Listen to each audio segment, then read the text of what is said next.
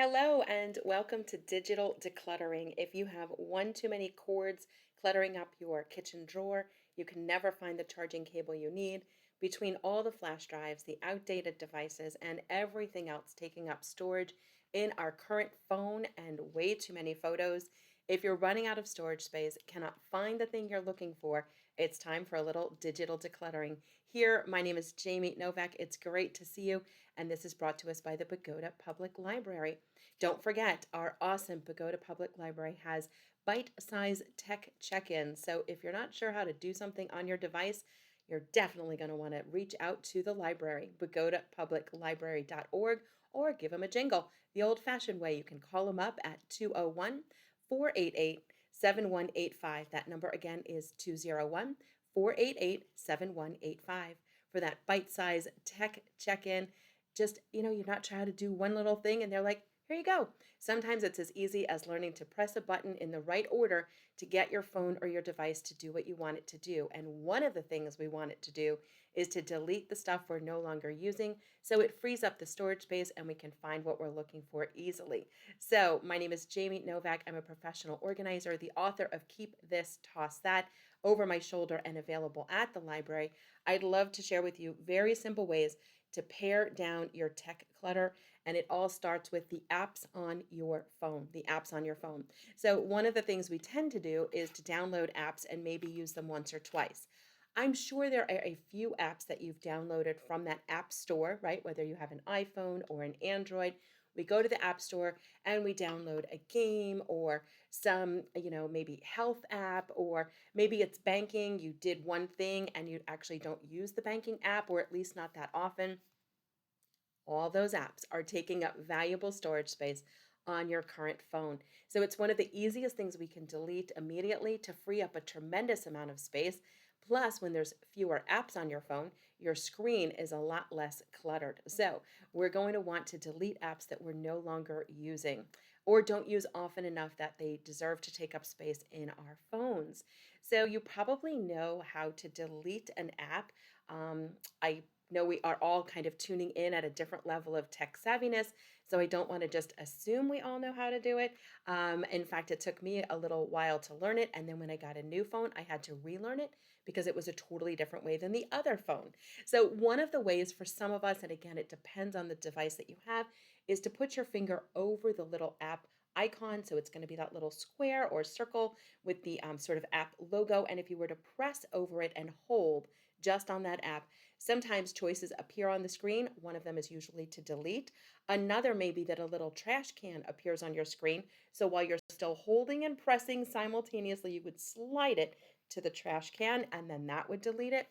The other way to do it is to go into the App Store, search for the app that you have that you don't want anymore. It's already downloaded, so you wouldn't be able to download it again. But when you're in the app and you're able to see it as installed, you could oftentimes choose uninstall. And then finally, one other way that I know to do this easily would be to go to your settings on your phone. So it's usually that cog wheel, and then you would look for the word apps or applications. You would click it, and it'll show you all the installed apps. So you may have 4, you may have 44, you may have 400, and you'll see the list of apps. And on that list, if you were to select the app that you're thinking to uninstall, it would open up the information, and usually uninstall is a choice. If you are using an iPhone or an Apple device, you can always call 1-800-MY-APPLE, 1-800-MY-APPLE. This is not going to work if you don't have an iPhone, but if you have an Apple product, it will work. So Android users, this isn't for us, but 1-800-MY-APPLE, and they'll usually be able to walk you through some things pretty quickly. Apps is number one on our list. The next one is all about the downloads, and this is the one that I didn't even know was happening on my phone, and maybe you don't know either. It was one of those surprise things that I was like, wait, why is this on my phone? So, a download is basically when you've visited a website and you've looked at something, and sometimes it will download a copy onto your phone. And sometimes you don't even realize that it's happening. It's kind of almost happening in the background behind the scenes. So, as an example, I went to a restaurant's website. I wanted to look at their menu. I thought I would just be able to look at it on my screen. What ended up happening was it downloaded a copy of the menu as a file on my phone. taking up valuable storage space. So when I learned about downloads and I checked my phone for downloads, I was surprised to find that there was this menu from a restaurant that I had gone to like 3 or 4 years ago. It was a really long time, and that took up storage on my phone this entire time. So, again, all of our phones are probably a little bit different. Downloads can be located different ways on different phones. For some of us, it's going to be a little circle with a blue arrow pointing down, as in download, right? And so, for a lot of us, that's what it may look like on an Android phone. So, somewhere, all those little icons that you have on your phone, clock and alarms, and we're going to talk about alarms in just a minute because alarms take up space on your phone as well. So if you keep setting new alarms, but you don't delete old alarms, well, let's just talk about it now. Alarms. Go ahead and delete those old alarms because each alarm is taking up storage space as well. But back to the downloads, we're looking for a blue arrow pointing down, and that would indicate downloads. It may be a yellow or a blue file folder, sort of looks like a manila file folder in a yellow or a blue color, and that's going to be your folders, and one of the folders is downloads. So you could click that and check. If you've got a super fancy phone like an iPhone, you can usually search your phone or sometimes even just talk to your phone and say, open my downloads folder. So we're looking for the word downloads and it will definitely be on your phone. We just have to find it. And then you'll see some things. If you're not sure what's there, I wouldn't delete it. Of course, we always want to err on the side of caution. So if it's an app and you're like, I don't know, do I need this app? Let's just assume you do, unless you know that you downloaded it onto your phone or can confirm that it's something you absolutely don't need. But sometimes apps are there to make our phones be more efficient or to read files, and they're necessary. So I wouldn't delete something that you don't know, apps being one of them, downloads being the next one. We would most certainly, probably, usually 99% of the time, I'm making up that stat, be fine with it. But if you're not sure and you can't open it to check, I would wait and just err on the side of caution. So, downloads is the next one, often overlooked and certainly most important when it comes to our phones. But don't forget, there are apps on your tablet and your iPad. There are downloads on your iPad and your tablet. There are also downloads on your laptop and there are downloads on your desktop. So you can open up that downloads folder and take a peek. You might really be surprised. The next one is text messages. Text messages. So, text messages absolutely do take up space. The message in just word form, they don't take up nearly the amount of space that exchanging videos or photos or those cute little, animated GIFs where like it's a dancing cat, happy Monday kind of thing, right? All of those take up a lot of storage space and they're probably eating your battery behind the scenes because that little, dancing cat video or little GIF is constantly moving, which is taking up storage space and taking up your battery power. So, text messages, if you want to keep the text exchanges back and forth, you don't have to delete the entire text exchange, the chain, right? You can just delete the single video or single photo, or now sometimes we're even doing those little voice memos back and forth. Those take up a lot of storage. So head into your text messages. If there are any text messages that you can just delete the entire chain if you don't need it, that's great. If you do need it, but you just want to get rid of like the photo or the video in between all of that, you would just scroll down to where just that piece is. You'd press and hold the screen. It should turn a different color to let you know it's selected just that part of the text chain and not the rest of it. If you're unsure, I would practice. Have someone send you something. Practice deleting just that. And that way you don't accidentally delete something, especially if it's important or sentimental. So I always try to practice first, and text messages is one of those things you can practice with. The next one is all about the contacts and how many of us have a very full address book on our phones. So, all of those contacts, it's not necessarily that the contact itself is taking up a tremendous amount of storage space. In fact, it's probably not. But what it is doing is causing us to waste time looking for the contact that we need if our contacts are so full that you've got to scroll and scroll and scroll some more. So, one of the things that I started doing on my phone was when I enter contacts, or when I've got some time waiting for a program to begin, or sitting in a doctor's office waiting for an appointment, I'll spend some time on my contacts and rename them. So if they're restaurants, I'll put the letter R and then the restaurant name. If it's a doctor, I'll put like MD and then the doctor's information.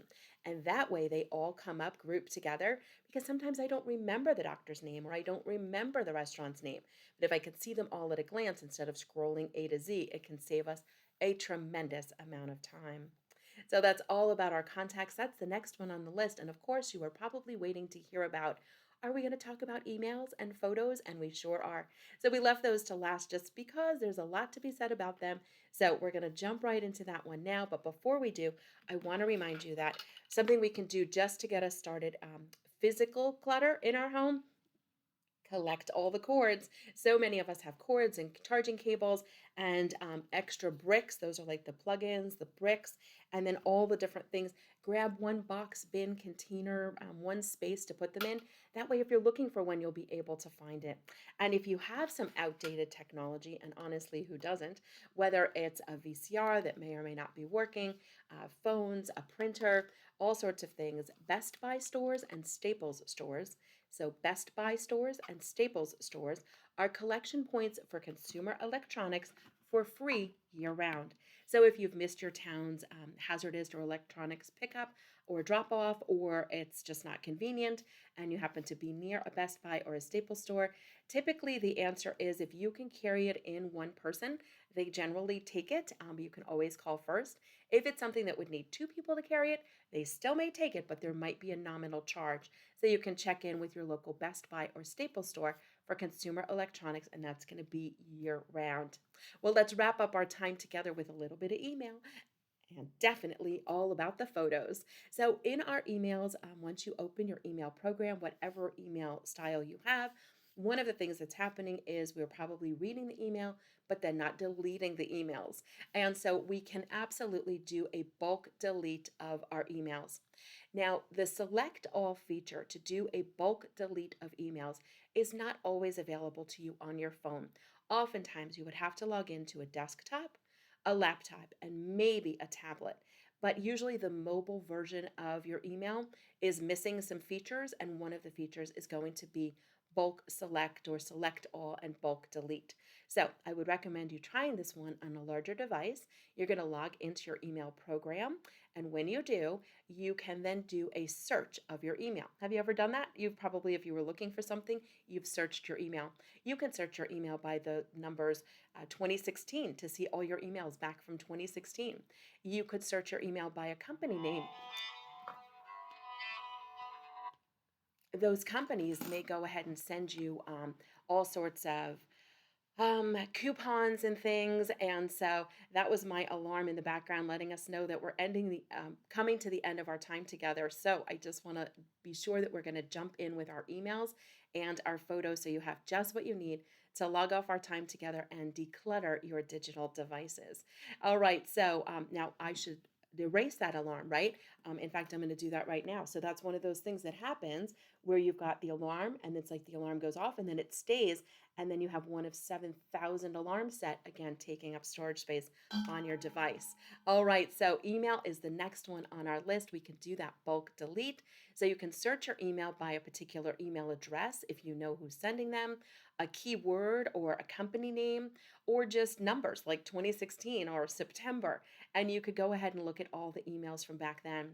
So what's going to happen is they will come onto the screen. And if you have more than, I'm going to say 50, sometimes it's more, but generally you can see 50 at a time on your screen.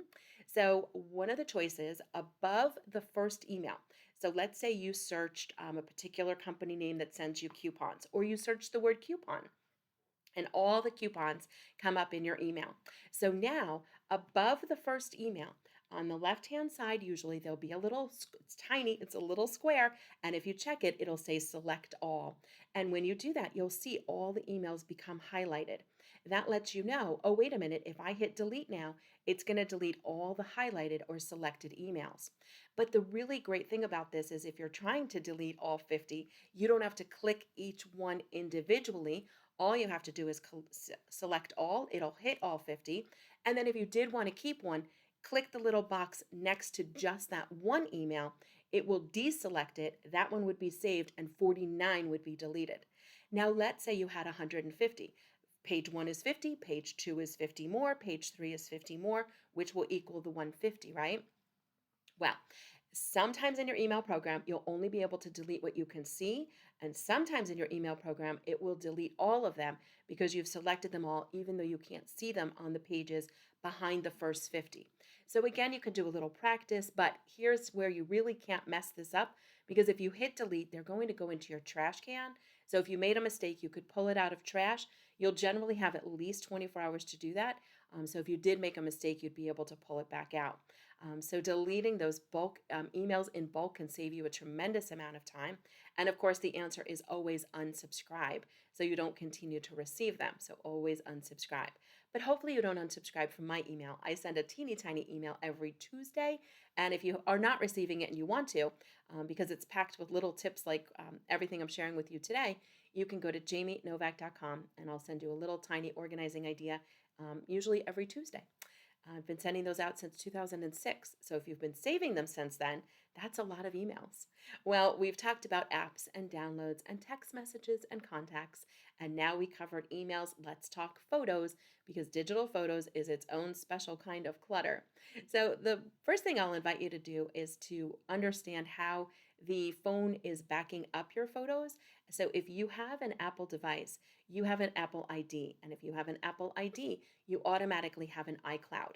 So the iCloud is keeping a second copy of the picture. So the picture 1 is on your phone, picture 2 has automatically synced or backed up to your iCloud device.